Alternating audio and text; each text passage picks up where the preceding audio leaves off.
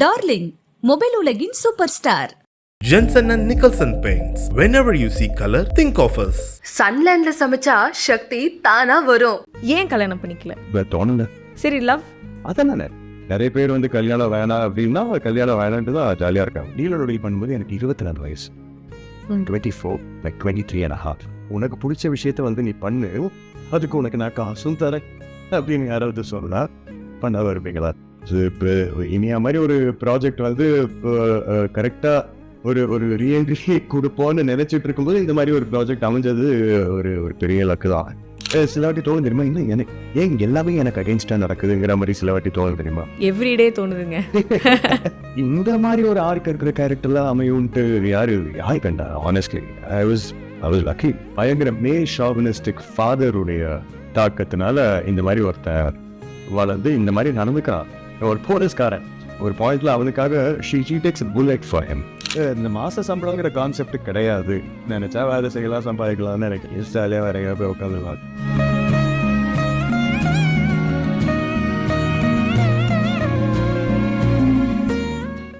First of all வந்ததுக்கு ரொம்ப நன்றி. பெரும்பாலும் இன்டர்வியூஸ் கொடுக்கறதுக்கு ரொம்ப விருப்பப்படாத ஒரு ஆள் அப்படிங்கிறது தான் நாங்கள் கேள்விப்பட்டோம். ஸோ வந்ததுக்கு நன்றி. அண்ட் ஏன் அந்த இன்டர்வியூஸ் மேலே ஒரு சின்ன ஒரு இது ஆரம்பத்துலேருந்தே அப்படிதான், அது ஏன் தெரில. ரெண்டாவது too much of it happening இல்லை, எஸ்பெஷலி கடந்த ஒரு 5 to 7 இயர்ஸாக லாட் ஆஃப் டாக். இப்போ எந்த சோஷியல் மீடியா பிளாட்ஃபார்மை பார்த்தாலும் யார் வேணாலும் பேசலாம் அப்படின்ற ஒரு பாசிபிலிட்டி வந்த அப்புறம் யார் வேணாலும் பேசுகிறாங்க. ஸோ அதனால நீங்கள் பேச வேணாம்னு முடிவு எடுத்துட்டீங்களா? இல்லை சி, நான் புதுசாக எதுவுமே சொல்ல போகிறது கிடையாது.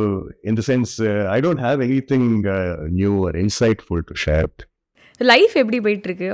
ஏன்னா வந்து சீரியலில் ஒரு ட்ராவல், ஐ திங்க் மக்கள் ரொம்ப ரெகுலராக உங்களை பார்த்து அவங்க வீட்டு பையன் அப்படிங்கிற ஒரு ஃபீலிங்கில் எல்லாரும் ட்ராவல் பண்ணிருக்காங்க. இப்போ இனியா மாதிரி ஒரு ப்ராஜெக்ட் வந்து கரெக்டாக ஒரு ரீஎன்ட்ரி கொடுப்போன்னு நினைச்சிட்டு இருக்கும்போது இந்த மாதிரி ஒரு ப்ராஜெக்ட் அமைஞ்சது ஒரு பெரிய லக்கு தான். அண்ட் அகெயின் அது எல்லாமே வந்து இப்போ சில வாட்டி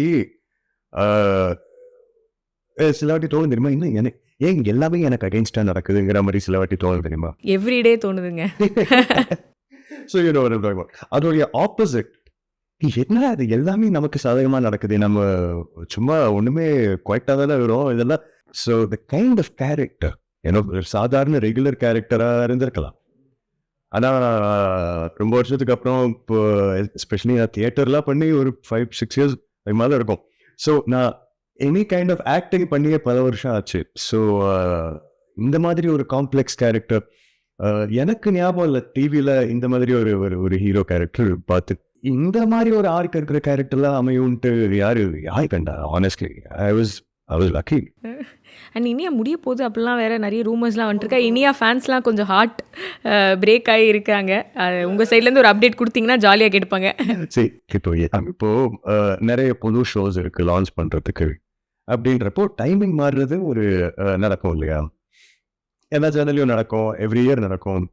ஸோ இப்போ இருக்கிற டைம் ஸ்லாட்டில் இனியாவுடைய ரேட்டிங்ஸ் நான் கேள்விப்பட்டது, எஸ்பெஷலி லாஸ்ட் 3 to 4 வீக்ஸில் கொஞ்சம் இந்த ஆக்ஷன் இந்த நிறைய நல்ல காஸ்ட் வேற இல்லை. ஸோ இந்த குட் வர்சஸ் ஈவில் அப்படின்னு போகிற எபிசோட்ஸ்லாம் கொஞ்சம் நல்ல ரேட்டிங் வருது. அண்ட் எஸ்பெஷலி லாஸ்ட் ஃபியூ வீக்ஸில் இந்த ஸ்லாட்டுக்கு இட்ஸ் டூயிங் வெரி வெல் அப்படின்ட்டு தான் நானும் கேள்விப்பட்டேன். ஸோ அது தெரில, இப்போ போக எப்படின்னு பார்ப்போம். ஓகே.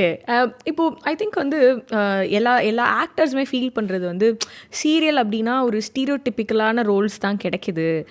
ஒரு ஹீரோனா டெம்ப்ளேட்டடாக mostly with due respect performance direction அதை பற்றி கமெண்ட் பண்ணாமல் ஒரு லிமிட்டட் ஸ்பேஸ் தான் வந்து இருக்குது. ஒன்று பணக்கார ஹீரோ, இல்லைனா ஒரு ஏழையான ஹீரோ, இந்த மாதிரி ஒரு இதுதான் இருக்குது அப்படிங்கிறது ஒன்று இருக்குது. நீங்கள் பேசுறது கேட்கும்போது என் கேரக்டர் பயங்கரமாக இருக்குது, அது சூப்பராக இருக்குது, அதில் there is so much to play அப்படிங்கிறது வந்து கேரக்டரா இல்லை உங்களோட அண்டர்ஸ்டாண்டிங்கா?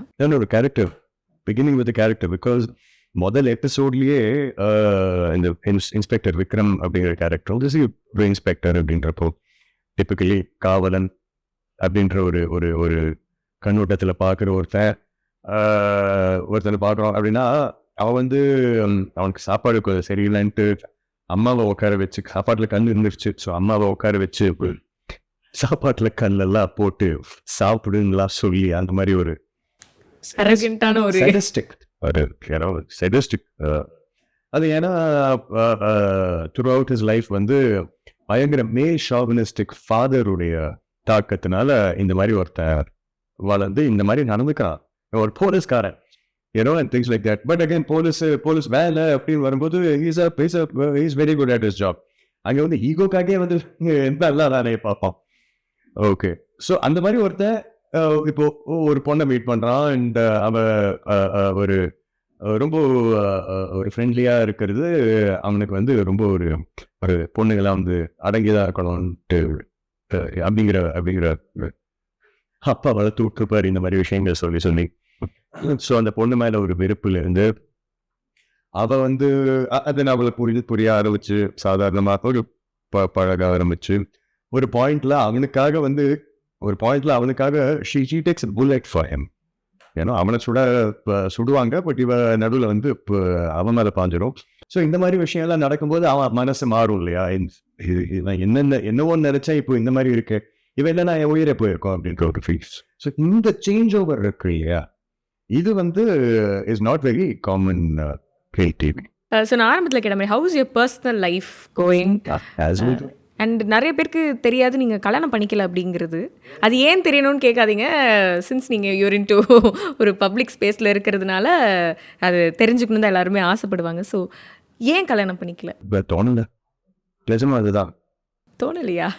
சரி, லவ் அதான் அது இல்லாமல் okay. Right no are you single or right now for a couple of years Iniya ஆரம்பிக்கிறதுக்கு முன்னாடியிலிருந்தே I've been single for a while. இப்போ அந்த நிலையை மாத்திக்கிற மாதிரிலாம் வந்து எந்த தேசமும் இல்லை. ஏன் இல்லை, இப்போ வேண்டாம், I'm not looking for a relation, single, not ready. But சில நேரங்கள் இட் will happen இல்லையா? you're not looking அப்படிங்கிற ஜோனில் நீங்கள் இருக்கீங்க. நடக்குதுன்னா நடக்குது. ஓகே, நடந்தால் பார்த்துக்கோ, நடக்கும்போது பார்த்து. கல்யாணம் தோணலைங்கிறதுக்கான ஏதாவது ஆர்டிகுலேட் பண்ணுற அளவுக்கு காரணம் ஏதாவது இருக்கா? இப்போ யூ கேன் ப்ரூவ் நெகட்டிவ். இப்போ வை திஸ்ன்னு சொல்லலாம். இப்போ எதுவுமே வந்து நமக்கு ஒரு அவசியம் ஏற்படும் போதோ இல்லை சம் கைண்ட் ஆஃப் எனிதிங். இல்லை, சில நேரங்களில் நம்ம ஒரு விஷயத்த வேண்டான்னு சொல்கிறோன்னா அதில் ஒன்று கசப்பான அனுபவங்கள் இருந்திருக்கும், இல்லை அது மேலே நம்பிக்கை இல்லாமல் இருக்கும், இல்லைனா அது அது அது okay, I understand what you mean. அது ஒரு irrelevant-ஆன விஷயம் பட்டுச்சுன்னா ஒரு certain redundancy. பட் வை அதுக்குமே உங்களுக்கு ஒரு எக்ஸ்பீரியன்ஸ் நடந்திருக்கணும், you should have face something. அப்போ தானே ஒரு விஷயம் வேணும்னா தான் வந்து அதுக்கு பின்னாடி என்ன அப்படிங்கிறது. இப்போ சரி, சர்டன் வேலை ஒரு விஷயம் எல்லாம் போயிட்டு இருக்கு, ரெலவெண்ட்னு தான் எல்லாரும் நம்பி அதை பண்ணிட்டு இருக்காங்க. உங்களுக்கு அது irrelevant-ஆ தோன்றதுக்கு ஒரு இல்லையே, இப்போ அதெல்லாம் யார் பண்ணிட்டு இருக்காங்க? இந்த மாதிரிலாம் கிடையாது. இப்போ நிறைய பேர் வந்து கல்யாணம் வேணாம் அப்படின்னா கல்யாணம் வேணான்ட்டு தான் ஜாலியாக இருக்காங்க. இன்ஃபேக்ட் முன்னே விட இப்போ லாட் ஆஃப் பீப்புள் ஆர் கொஞ்சம் ஓப்பனாகவே வேணாம் சிங்கிளாக இருந்தரலாம். And I can this is better then what people seem to be going through அப்படிங்கிற ஒரு ஜோன்ல நிறைய பேர் இப்போ இருக்காங்க. Especially okay. அப்போ live in relationships, are you up for that? ஒன்னா வந்து சொல்லாம I have seen every single kind of romantic man woman kind of every permutation. There is no, அதாவது எதுவுமே வந்து ஒரு ஓகே நான் வந்து கல்யாணம் பண்ணிக்கணும், நிச்சயமா பண்ணிக்கணும் அப்படின்னுலாம் வந்து டிசைட் பண்ணது. ஏன் பண்ணணும் அப்படிங்கிற கேள்விதான். இப்போ நீங்கள் வந்து ஏன் பண்ணிக்கணுங்கிற கேள்வி, இப்போ ஏன் பண்ணணுங்கிற கேள்விதான் வந்து எனக்கு மைண்டில் எப்பயுமே இருந்திருக்கு.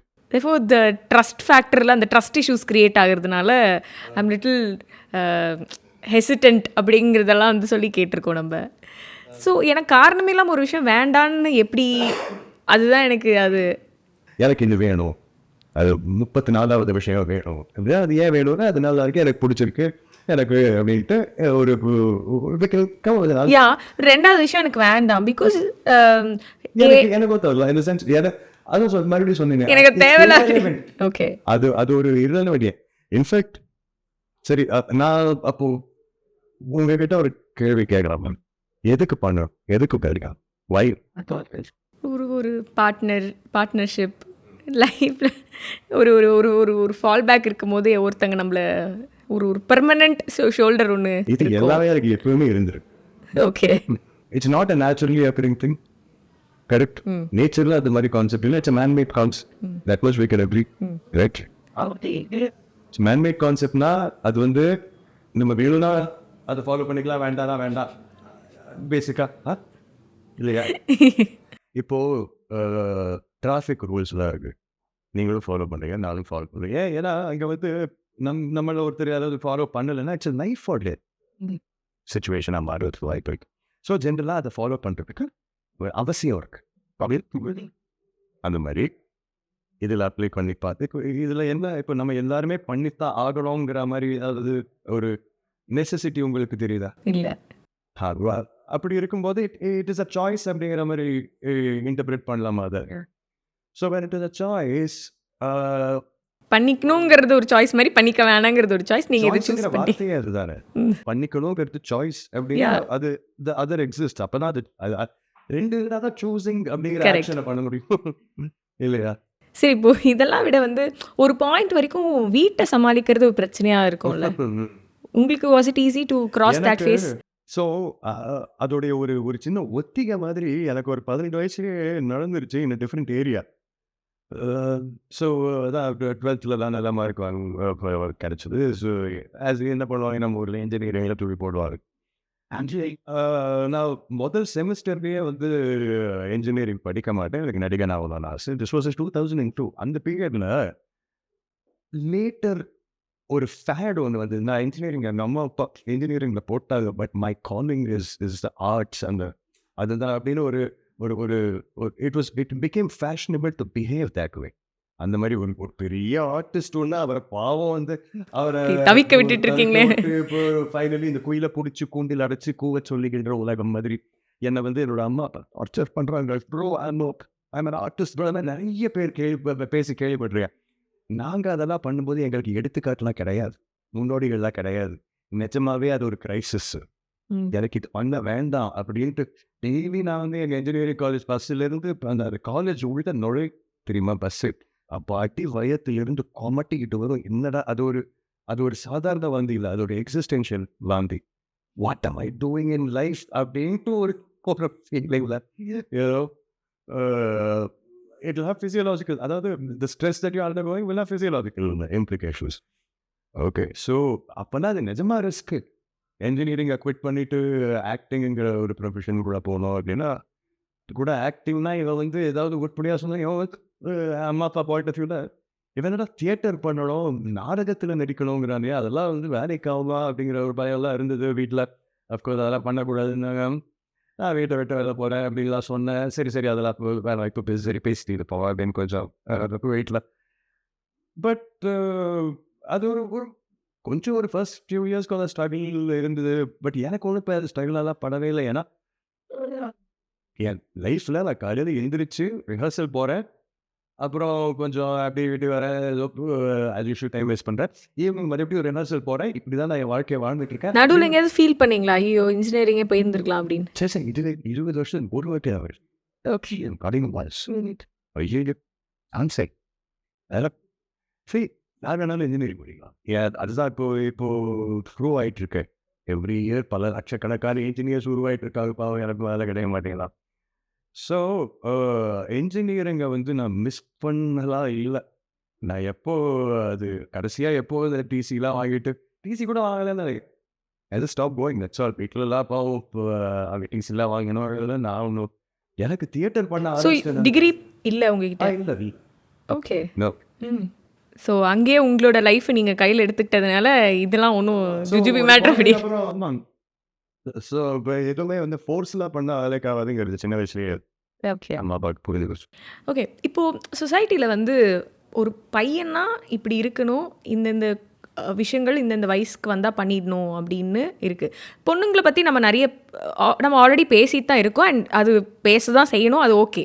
பட் பையனுக்கு இருக்கிற அந்த ப்ரெஷர் பற்றி, இப்போது பொண்ணுக்கு வந்து கல்யாணம் ஒரு பக்கம் ப்ரெஷராக இருக்குது, அவளோட ட்ரீம்ஸ் அதை சேஸ் பண்ண முடியல அப்படின்னா, பசங்களுக்கு என்ன அது என்ன செட்டப்பில் இருக்காங்க அவங்க, அவங்களுக்கு என்ன ஒன்று ஒரு லைஃப்பில் என்ன வேணும்னு எக்ஸ்ப்ளோர் பண்ணுறதுக்கான ஸ்பேஸ் கிடைக்குதா? That depends. அது அந்த மாதிரி ஒரு ப்ரெஷர்லாம் வந்து அஹ், அஹ், நான் ஆரம்பத்திலிருந்தே ரொம்ப தெளிவா தள்ளி வச்சிட்டீங்க அதை. எடுத்துக்கிறது கிடையாது. ம். இப்போ ஃபேமிலியல் ரெஸ்பான்சிபிலிட்டி அப்படின்னு நம்ம மேல ஒரு விஷயத்தை திணிக்கிறாங்க அப்படின்னா அது ஏன் அப்படின்னு கேட்டுட்டு அது அது எதுவுமே வந்து புரிஞ்சுக்காம வந்து ஏன்னோ இன் டேர்ம்ஸ் ஆஃப் நிறைய சொல்லுவாங்க இதை பண்ணணும் அதை பண்ணணும் அப்படின்னு. ஓகே, ஒவ்வொருத்தனுடைய பாயிண்ட் ஆஃப் வியூவில் அதுக்கான காரணங்களும் இருக்கும். ஆனால் இதெல்லாம் எதை நாம் வந்து நம்ம தொழிலை எடுத்துக்கணும் வேணாம் இப்போ எதை ரிஜெக்ட் பண்ணணும் அப்படிங்கிற அந்த பேசிக் தெளிவு என்னமோ தெரில எனக்கு ஆரம்பத்திலேயே வந்துச்சு. ஓகே. நான் எங்கள் பாட்டிலாம் கேட்பாங்க எப்போ கல்யாணம் அப்படின்னு. நான் கேட்பேன் எதுக்கு பண்ணணும் அப்படின்னு. இல்லைடா எனக்கு பேர பிள்ளைகள் அதுதான் மற்றவங்க இருக்கானுங்க அவங்க பெற்று போட்டிருக்கானுங்க அது கொஞ்சிக்கங்க. ரெண்டாவது எல்லாரும் பாட்டி ரொம்ப ரொம்ப ஜாலியாக பேசும் இருக்கா நீங்கள் பேர பிள்ளை கொஞ்சம் அளவு எடுத்துக்காது நான் கல்யாணம் பண்ணிக்கலாம். இதெல்லாம் உங்களுக்கு அநியாயமாக தெரியலையா, இதெல்லாம் வந்து ஒரு செல்ஃபிஷாக தெரியலையா அப்படின்னு குவாய்ட்டாக எங்கள் பாட்டி இருக்கா அப்படின்னா அவங்க ஒரு ஜாலியாக.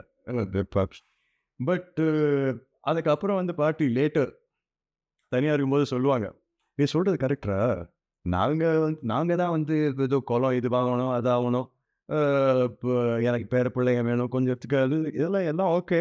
பட் அதெல்லாம் நீங்கள் தான் டிசைட் பண்ணணும். உங்களை இப்போ இல்லைன்னா வந்து அது அது நீங்கள் நாங்கள் எங்கள் அம்மா அப்பாக்காக வாழணும், எங்கள் பசங்க எங்களுக்காக வாழ்ந்தாங்க, நாங்கள் சொன்ன விஷயம்லாம் வாழ்ந்தாங்க. அந்த இந்தியா அந்த மாதிரி இருந்தது. இப்போ நீங்களும் வந்து இப்போ அந்த மாதிரிலாம் அடிமையாக வாழ தேவையில்ல, நீங்கள் ஜாலியாக இருங்க, ஆனால் நீங்கள் டிசைட் பண்ணி வாழுங்க அப்படின்ட்டு தான் என் பாட்டி குவைட்டாக மற்றவங்க யாருக்கும் சுற்றி இல்லாமல் என்கிட்ட தான் சொல்லி 10,000 சொல்லிப்பார்.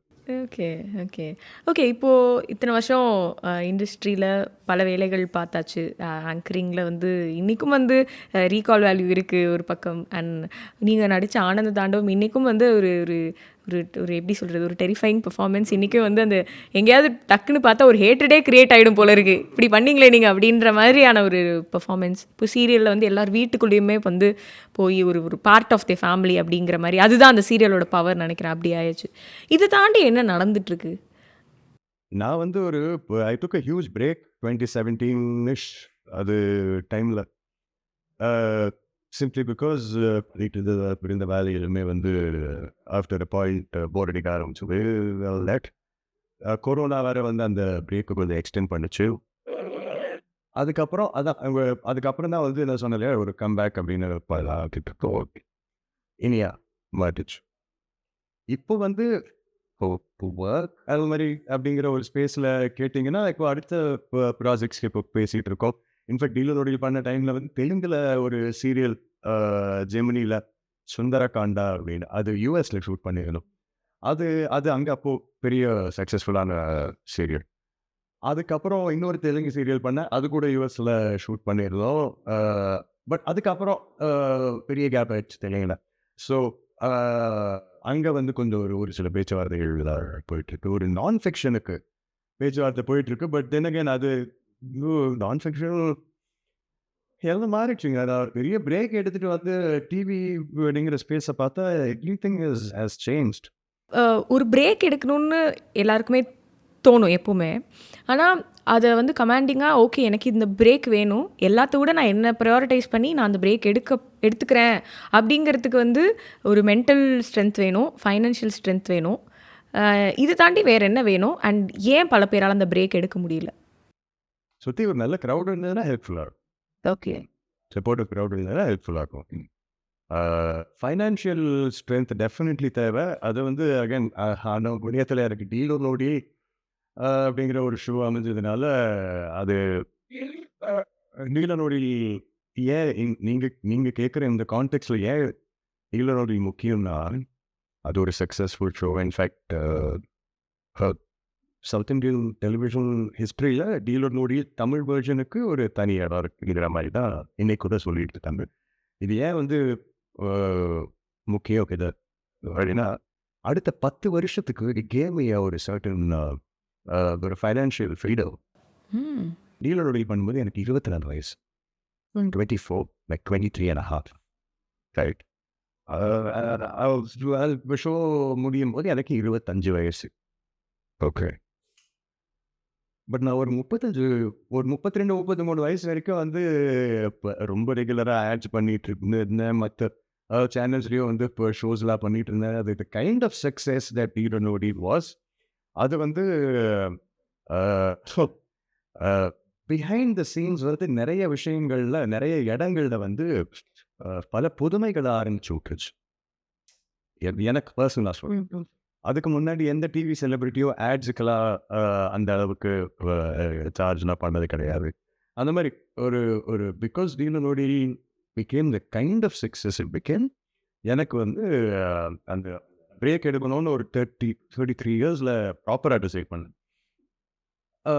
அப்போது வந்து ரொம்ப ஹெல்ப்ஃபுல்லாக இருந்தது. By then it wasn't a problem. And இன்னொரு விஷயம், ரெண்டாவது இப்போ அஃப்கோர்ஸ் அம்மா அப்பா அவங்க வளர்ப்பு தான் சொல்லணும். ஏன்னா இதெல்லாம் நடக்கும்பொழுது இந்த மாதிரி ஒரு டீலர் அந்த வேவை ரைட் பண்ணும்பொழுது நிறைய இன்வெஸ்ட் பண்ணி வச்சிருந்தேன். கண்ணா 2 லக்ஸரி கார் வாங்கி அது இங்கேருந்து லடாக்கு ஓட்டிகிட்டு போய் என்ன கார் வாங்கியிருந்தீங்க? இல்லை அதெல்லாம் பண்ணலை. Okay okay. அதெல்லாம் பண்ணாமல் நம்மளை வந்து ஒரு ஃப்யூச்சரில் ஒழுங்காக to take care of us investments with dividends அந்த மாதிரி அது சின்ன வயசுலேயே பண்ணி வச்சதுனால எனக்கு ரொம்ப ஹெல்ப்ஃபுல்லாக. அண்ட் ஸோ ஃபைனான்ஷியலி அந்த ஒரு மென்டலி இப்போ ஒரு ஸ்பேஸ் நம்ம விட்டுட்டு போகிறோம்னா எல்லாருக்குமே அந்த பயம், வி ஆர் ஆல் ரீப்ளேசபிள் அப்படிங்கிற தாட் தான் நம்ம எல்லாருமே வந்து ஓட வைக்கும் சம்வேர் இல்லையா? ஸோ அப்படி இருக்கும்பொழுது திருப்பி வந்தால் வர முடியுமா? ஃபஸ்ட்டு அதுக்கான ஸ்பேஸ் இருக்குமா? அந்த மாதிரி பயங்கள்லாம் இல்லையா? ஒரு கம்பேக்னு ஒன்று இப்போ கொடுத்தா நல்லா இருக்கும் அப்படின்னு தோன்ற நேரத்தில் ஆனால் நடக்குமா அப்படின்ற கேள்வி வரத்தான் செய்யும். அது ஓகே, அது வரத்தான் செய்யும். That's fine. என்ன ஈஸியாக சொல்கிறீங்க, பல பேருக்கு அதனால தூக்கமே வர மாட்டேங்குது. சேச்சே இதெல்லாம் நடக்கும், இதெல்லாம் நடக்கத்தான் செய்யும். அது எனக்கு ஒரு சின்ன அட்வான்டேஜ். ஆனால் நான் வந்து ஃபர்ஸ்ட் டைம் டிவி கேமரா முன்னாடி நிற்கும்போது 19 வயசு. ஓகே, ஸோ நீங்கள் just put yourself in that 19-year-olds shows. 19, 20, 21 அப்படின்னா பை தென் காசெல்லாம் கொடுக்குறாங்க. நம்ம விரும்பி பண்ணுற ஒரு வேலையை நம்ம ஃப்ரீயாகவே பண்ணுவோம். ஆனால் உனக்கு பிடிச்ச விஷயத்த வந்து நீ பண்ணு, அதுக்கு உனக்கு நான் காசும் தரேன் அப்படின்னு யாராவது சொல்லலாம், பண்ண வருவீங்களா? ஸோ பை 21, 22 வந்து கொஞ்சம் நல்லா சம்பாதிக்க முடிஞ்சது. பை 23 வந்து இந்த எல்லாருக்குமே ஒரு விஷயம் நடக்கும் லைஃப்பில். ஃபஸ்ட்டு பயங்கரமாக சம்பாதிக்க ஆரம்பிச்சிட்டு அதுக்கப்புறம் லெஃப்ட் ரைட் அண்ட் சென்டர் செலவு பண்ணலாம். அது நம்ம ஒரு அகல பாதாளத்தில் தள்ளி விடும். அது எனக்கு 23 வயசு நடந்துச்சு. ஒரு ஃபைனான்ஷியல் கிரைசிஸ் இருந்தா அதெல்லாம் நடக்கும். ஓகே, அதுலேருந்து இப்போ எப்படி வெளியே வர, அதுக்கப்புறம் அப்போ தான் வந்து கொஞ்சம் வளருவோம். சரி வெளியே வருவோம் அப்படின்னு நினச்சிட்டு இருந்து கொஞ்சம் நல்லா போயிட்டு இருக்கும்போது டீலர் நோய் மாதிரி ஏதாவது மாட்டோம். யூனோ ஸோ எனக்கு அந்த இன்செக்யூரிட்டி வந்து ரொம்ப பழக்கப்பட்ட ஒரு விஷயம். 19 வயசுலேருந்து அந்த மாதம் நமக்கு இந்த மாத சம்பளங்கிற கான்செப்ட் கிடையாது. That is the first and foremost thing one makes peace with when one chooses its profession. நமக்கு அது அந்த விஷயம் கிடையாது. ஆனால் அதுக்கு பதில் இவ்வளோ விஷயங்கள் இருக்கு. ஒரு குவான்டிஃபை பண்ண முடியாத அழகான விஷயங்கள் இருக்கு. அதனால இந்த திஸ் டீல் இஸ் ஓகே. நினைச்சா வேலை செய்யலாம், சம்பாதிக்கலாம்னு எனக்கு ஜாலியாக வேற போய் உட்காந்துக்கலாம். அந்த ஃப்ரீடம் தான் ஓகே எனக்கு. One last question. இவ்வளோ ஒரு ஆர்டிஸ்டாக இருக்கும்போது இவ்வளோ வந்து ஒர்க் பண்ணுறோம், மானிட்டரி பெனிஃபிட்ஸ் அனுபவிக்கிறோம், இது எல்லாமே இருந்தால் கூட அந்த அப்ரிசியேஷன், நீங்கள் சூப்பராக பண்ணுறீங்க, எனக்கு உங்களை ரொம்ப பிடிக்கும், நீங்கள் ஏன் வந்து ஒரு பிரேக் எடுத்தீங்க, இல்லை டீலா நோடியில் திருப்பி பண்ணுவீங்களா, இப்படி வந்து உங்களை சார்ந்த கேள்விகள், அப்ரிசியேஷன், அது வந்து உங்களுக்கு எவ்வளோ பெரிய ஒரு ஒரு ஒரு சாட்டிஸ்ஃபேக்ஷன் கொடுக்குது? அண்ட் கரண்ட்டாக கூட சொல்லுங்கள், இனியாவில் வர்றது கூட சேர்த்து சொல்லுங்கள். I think very, very lucky to be associated with certain kinds of shows. இப்போ again நீங்களே யோசிச்சு பாருங்க, டீலர் நோடி மாதிரி ஒரு ஷோ, அது தட்ஸ் அன் இன்டர்நேஷ்னல் ஷோ. 180 நாடுகளில் அது ஒரு பெரிய ஹிட். என்னை கூப்பிட்டு நீங்கள் வந்து சும்மா ஒரு சாங் அண்ட் டான்ஸ் ஷோ, நீங்கள் ஒரு டீம் ஒரு டாஸ்க் பண்ணுங்க அப்படிங்கிற மாதிரி ஒரு ரொம்ப சாதாரண ஷோவை கூட அவங்க பண்ண சொல்லியிருந்தா சந்தோஷமாக பண்ணியிருப்பேன் நான். ஆனால் அவங்க இந்த மாதிரி ஒரு இன்டர்நேஷ்னல் ஷோ வந்து இந்த பண்ணு அப்படின்னு கொடுத்தாங்க. ஸோ டெசிஷன் மேக்கர்ஸ் வந்து வேற எங்கேயும் இருக்கு. அதே மாதிரி தான் இனியா என்ன இப்போ நல்ல ஒரு சீரியலில் இப்போ கம்பேக்கும் வேறு வந்து இப்போ இருந்தால் நல்லாயிருக்கும்னு நினச்சிட்டு இருக்கிற ஒரு நடிகை வந்து பெருசாக கேள்வியெலாம் ரொம்பலாம் கேட்க மாட்டான். ஆனால் அவனுக்கு வந்து இந்த மாதிரி ஒரு ஒரு ஒரு ப்ராஜெக்ட் அமையிறது. இப்போ ஆனந்த தாண்டவம் எடுத்துக்கிட்டிங்கன்னா அது சுஜாதா சாருடைய ஒரு நாவல். ஸோ அப்படி இருக்கும்போது அந்த மாதிரி ஒரு ரோல் வந்து இவன் சினிமாவில் இப்போ இவன் பண்ணுறான். அறிமுகம் ரிஷின்னு வந்த ஒரு படம் ஆரம்பத்திலேயே அந்த மாதிரி ஒரு ஒரு ஒரு ரோல் சுஜாதா சார் மாதிரி ஒருத்தர் எழுதி இன்ஃபேக்ட் பிரிவும் சந்திப்போங்கிற புக்கு வந்து வந்த புதுசில் அந்த ராதாகிருஷ்ணனுங்கிற கேரக்டர் ஸ்பெசிஃபிக்காக அது ரொம்ப ஃபேமஸ் ஆச்சான் அவருடைய பிஹேவியர்னால. ஓகே ஸோ அப்படி பார்க்கும்போது I been lucky to have these things happen. நானா வந்து பயங்கர எஃபர்ட் எடுத்து சேஸ் பண்ணி போய் பண்ண விஷயங்கள்லாம் தியேட்டர், சினிமா, டிவியில் வந்து நான் பண்ண விஷயங்களுக்கு வந்து இப்போ எனக்கு மட்டும் இல்லை பேருக்கு ஆக்சுவலாக அது அப்ரிசியேஷன் பேஷன் சேராது. நிறைய டாபிக்ஸ் நிறைய நிறைய விஷயங்கள் வந்து ஒரே டைமில் வந்து பேசுகிறதுக்கான வாய்ப்பு கிடைச்சிது. Thank you so much for your time. It was really pleasure talking to you. அடுத்தடுத்து உங்களுடைய அப்டேட்ஸ்க்காகவும் நாங்கள் வந்து காத்துக்கிட்டே இருக்கோம். Thanks a lot, Mel. I think you're doing a fantastic job. Keep up the good work. Thanks for having me. நன்றி. Darling mobile உலகின் super star. Jensen and Nicholson Paints. Whenever you see color, think of us. சன்லேண்ட்ல சமைச்சா சக்தி தானா வரும்.